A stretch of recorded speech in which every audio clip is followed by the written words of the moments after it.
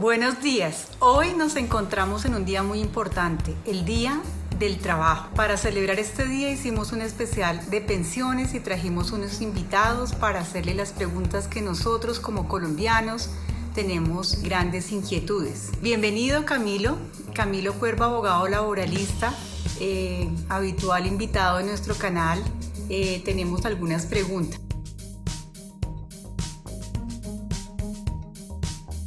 Primera pregunta, Camilo. Quisiéramos saber el decreto 558 del 2020, ¿cómo favorece a Colpensiones?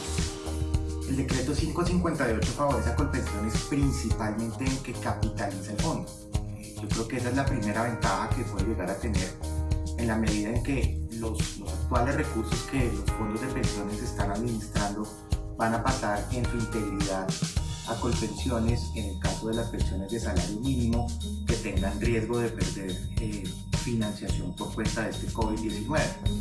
¿En qué sentido? Es que las inversiones pueden verse afectadas, eso es lo que facultaría a los fondos a traspasar pensiones a Colpensiones y los recursos que hoy en día están respaldando esas pensiones pues van a fortalecer el fondo.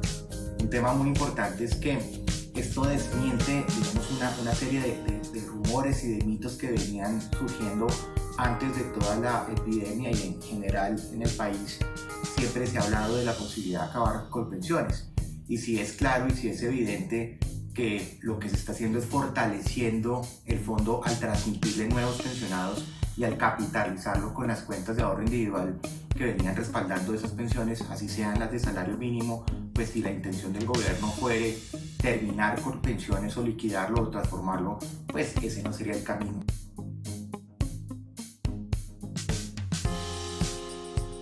¿Cómo funcionaría la modalidad de retiro programado para el pago de pensiones?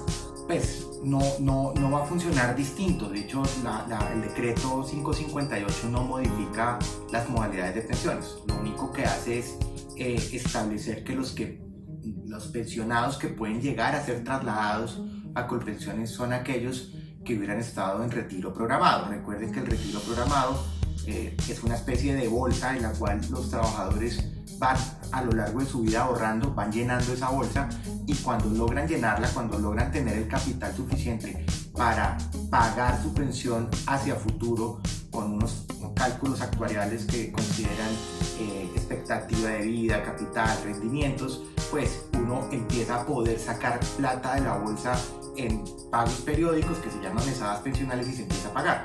En este caso lo que el gobierno está previendo es que es posible que esas bolsas por el tema del COVID-19 hayan empezado a disminuirse de tal nivel que se pueda poner en riesgo el pago de la pensión. Entonces el gobierno, para respaldar a los pensionados y evitar que caigamos en un default, en una falta de pago de esas pensiones, lo que ha hecho es garantizar que cuando esa situación financiera se empiece a presentar, los fondos tengan la posibilidad más que la posibilidad, es la obligación de trasladar esos pensionados que optaron por usar su bolsa, y su bolsa hoy en día puede estar siendo muy afectada por la situación al punto de poder hacer inviable la situación.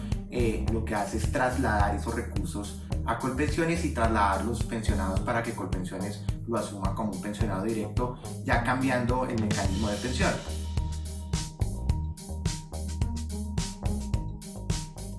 Si se exonera del pago de pensiones durante la emergencia, ¿quién responderá por esas semanas a futuro?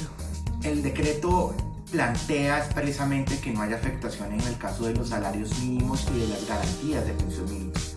¿Eso qué quiere decir? Que las personas que estén muy cercanas a pensionarse con el salario mínimo, que se vayan a pensionar con el salario mínimo para ser más precisos, o que requieran esas semanas para poder acceder a una garantía de pensión mínima, que en el caso de los fondos de pensiones o en el sistema de ahorro individual, para ser más técnicos, son 1.150 semanas, y en el caso de Colpensiones a hoy son 1.300 semanas, pues no los va a afectar.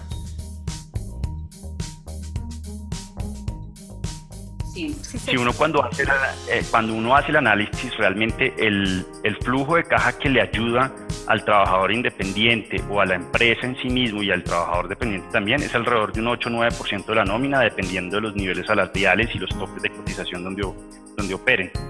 Ese 8% pues es básicamente un deterioro para las personas del ahorro pensional en régimen de ahorro individual.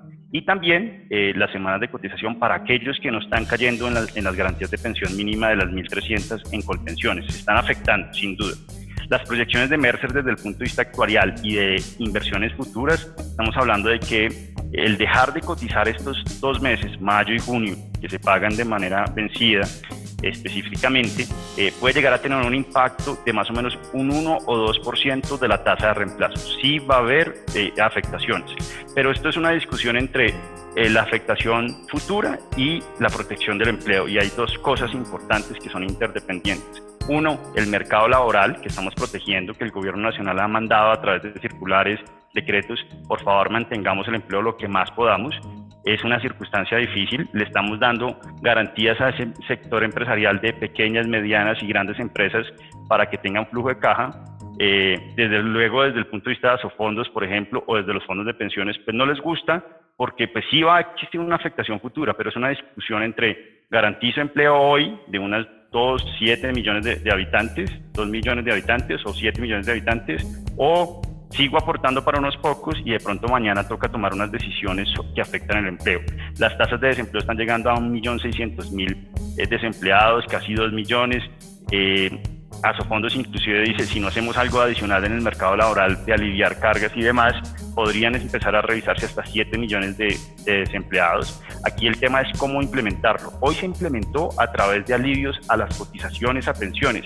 No podíamos desfinanciar a salud, es un régimen importante, pero tampoco podíamos desfinanciar para fiscales con cajas de compensación familiar. Hoy está operando el régimen de subsidio en el tema de protección al desempleo. Entonces aquí hay una decisión de en dónde tenemos que empezar a afectar. También hay que otras modalidades, aliviar cargas tributarias, pagar otros temas puntuales, pero también el gobierno nacional, los gobiernos distritales o departamentales, municipales necesitan esos ingresos para poder operar. Entonces esto es como el menor mal de los que podríamos tener, pero sin duda alguna vamos a tener que tener unas decisiones críticas, extraordinarias, que no nos gustan del todo, ni a las personas técnicas, pero que son necesarias y justificables solo en caso de estos temas que son realmente críticos. Muchísimas gracias a todos nuestros suscriptores. Les recomiendo compartan este video, den like si les gustó, y quien no se esté suscrito, por favor, en la parte de la campanita, suscribirse. Muchísimas gracias.